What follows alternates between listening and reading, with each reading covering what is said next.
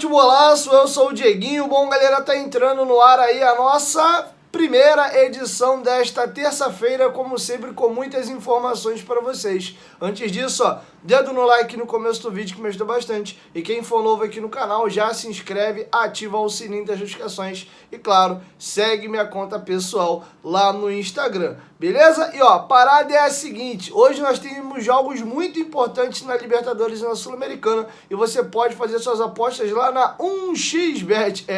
O link tá aqui, ó, no primeiro comentário fixado. Eles te dão até R$ 1.200 de bônus no seu primeiro depósito, usando o nosso cupom promocional, que é a palavra futebolaço com temudo e CO no final. Você colocando um depósito até R$ 1.200, eles dobram aí o seu valor. A 1xBet é o maior site de apostas, paga rápido, paga muito bem, pagamentos rápidos e sem burocracia e também cadastro facilitado e com ótimas cotações. Pela Libertadores, hoje nós temos os seguintes jogos para vocês apostarem.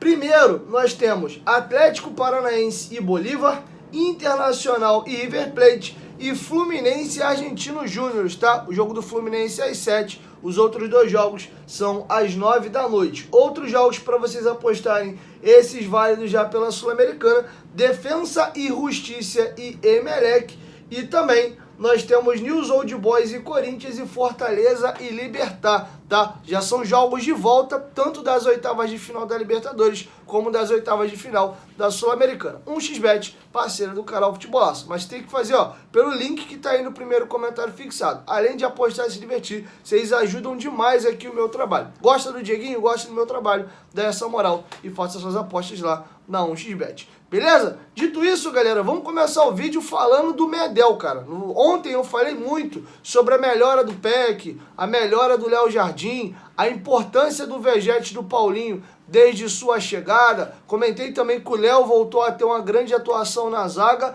mas acabou que a gente não falou de um cara que teve uma mudança, falei no pós-jogo, mas não especificamente ontem, que teve uma mudança de chave muito grande desde que chegou ao Vasco no jogo contra o Grêmio, principalmente ao ser deslocado para a zaga, função que ele vem atuando nos últimos anos dele de carreira. O Vasco está no mercado atrás ainda de um volante, de um meia camisa 10 e talvez até se pintar uma boa oportunidade de um lateral direito. Vejo como as três maiores carências do Vasco, principalmente definindo que o Medel vai jogar de zagueiro. Eu gostaria de trazer para vocês alguns números do Medel. Primeiro, vamos aos números do jogo contra a equipe do Grêmio, tá? Contra o Grêmio, tá passando até para vocês aí uma arte que a rapaziada lá do Só da Vasco fez e publicou nas suas redes sociais. Esses números foram do SofaScore. No jogo contra o Grêmio, ele teve 9 bolas recuperadas, ele foi o jogador do Vasco que mais recuperou bola,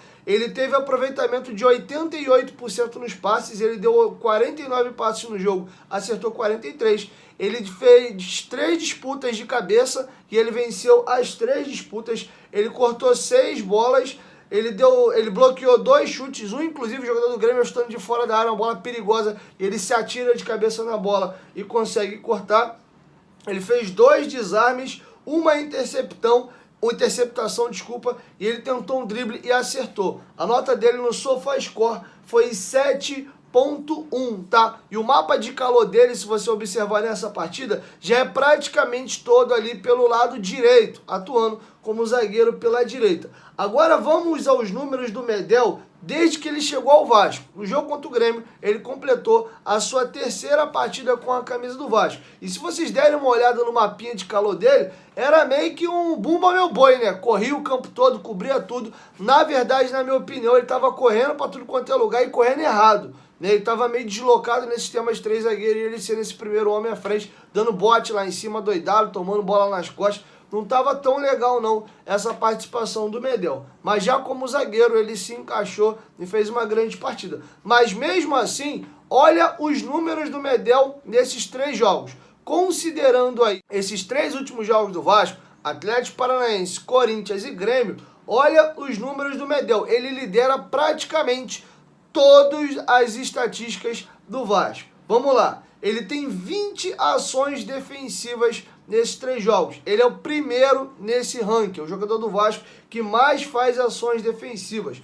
Ele é o primeiro jogador em bolas recuperadas nesses 3 jogos, 23 desarmes. Ele é o jogador que mais acerta passe no time do Vasco nesses 3 jogos, 157 passes. Ele é o primeiro jogador em bolas longas certas, ou seja, lançamentos. É o jogador que mais acertou lançamento, 9, uma média de 3 por partida. Duelos aéreos vencidos. E olha que ele é baixinho, tá? Ele tem 1,76 m. Ele é o jogador do Vasco que mais ganha bola na cabeça. Foram 9 duelos vencidos nesses 3 jogos. Ele é o segundo colocado do time em duelos ganhos. Foram 13 duelos vencidos. A estatística aqui pega só ele. Não sei quem é o jogador do Vasco que mais teve duelo vencido nessas 3 rodadas. Ele é o segundo. E ele também é o segundo em ações com a bola. Ou seja, mesmo ele jogando de primeiro volante e agora como zagueiro pela direita, ele é o segundo jogador do Vasco que mais sai jogando, que mais tem a bola e tenta jogada ofensiva.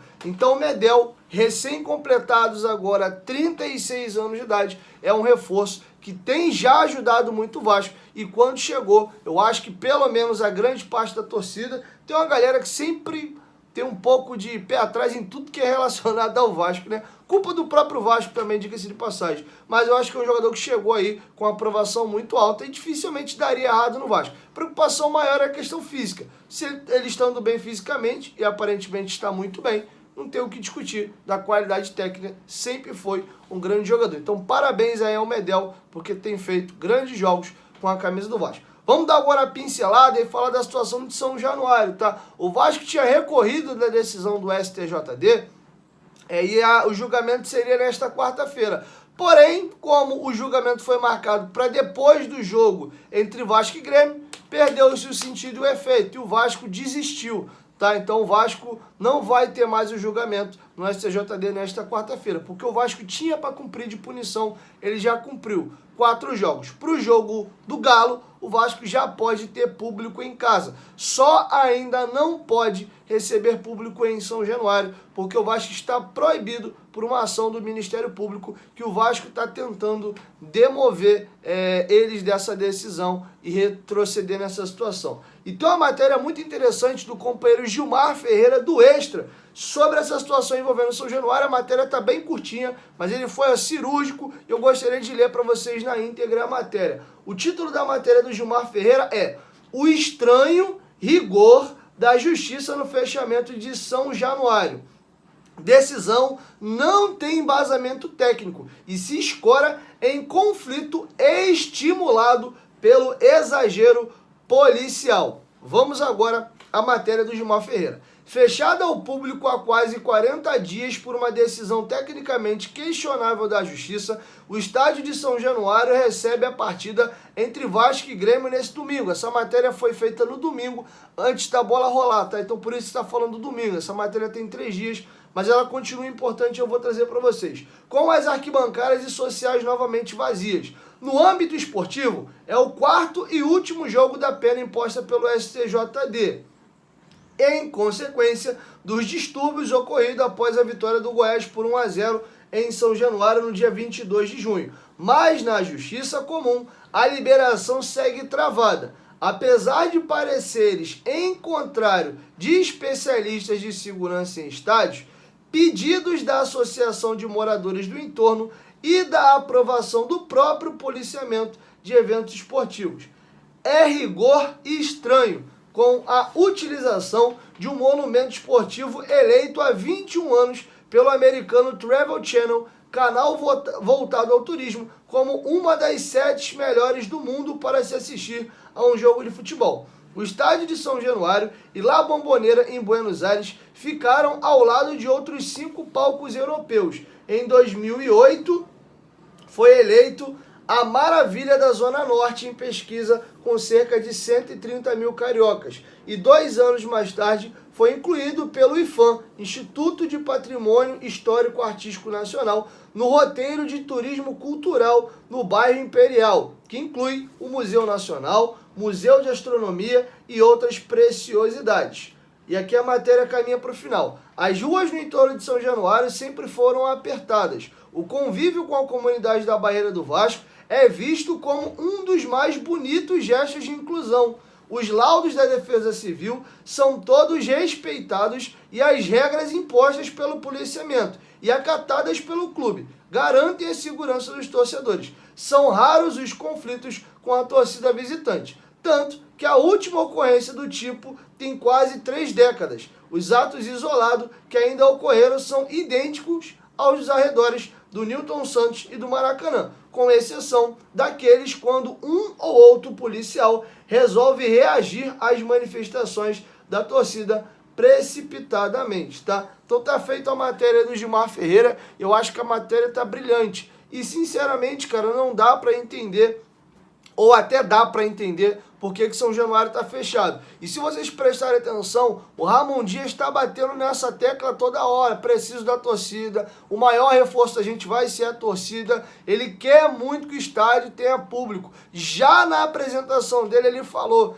que é uma pena, né, o Vasco ele chegar no momento que o clube está sem torcida, ele sabe a importância que a torcida tem e ele gosta de público, gosta de estádio cheio. Eu acho que a torcida gera uma simbiose legal com o mesmo. Eu acho que nesse momento que o Vasco trocou de treinador e precisa muito da sua torcida para uma arrancada no campeonato, acredito até que a torcida vai dar uma trégua com relação às cobranças. O Luiz Melo já foi afastado, a janela fechou, o que está aberto ainda é a janela de jogadores livres no mercado, essa janela brevemente também já vai ser encerrada, então o que sobra é apoiar o time para tentar sair dessa confusão. Então, o momento perfeito de um casamento entre torcida do Vasco e seu time, para que o Vasco possa arrancar e sair dessa péssima situação, tá? Para finalizar, vamos dar aqui uma pincelada sobre a questão de janela de transferências. Vieto, de fato, não vem ao Vasco, o jogador está acertando a sua ida para a Arábia Saudita. Ele recebeu uma proposta boa da Arábia,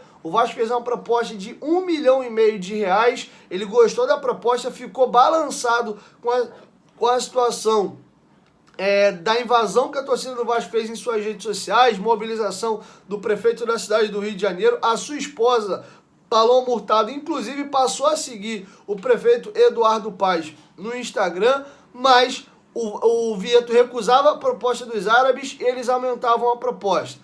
O Vieto recusava a proposta e eles aumentavam a proposta. Acabou que chegou que ficou no valor que para o jogador é irrecusável. Informação apurada pelo companheiro Lucas Pedrosa do SBT Esporte Rio do canal do Pedrosa. A proposta para ele seguir na Arábia é de 2,9 milhões de reais por mês.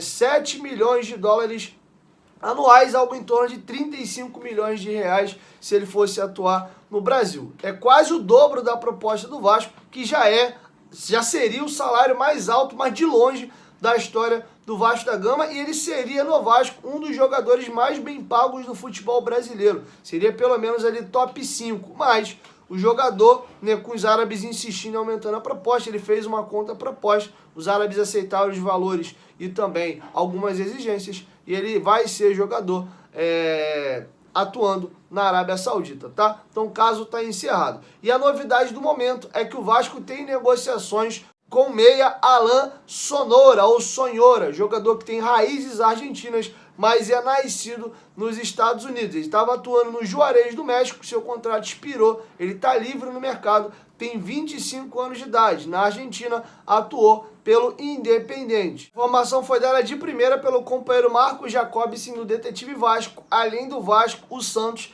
e algumas equipes árabes também estão atrás aí do jogador. Enfim, vamos aguardar. Tão logo eu tenha novas informações, eu trago para vocês aqui no canal. Mas o meia Alex Sonhora está livre no mercado aí, é um jogador que interessa ao Vasco e pode ser que chegue para ser esse meia. Jogador que, na minha opinião, é uma baita de uma aposta, tá? Baita no sentido de, assim, de que é uma aposta da aposta mesmo. Não que eu ache uma baita contratação caso concretize.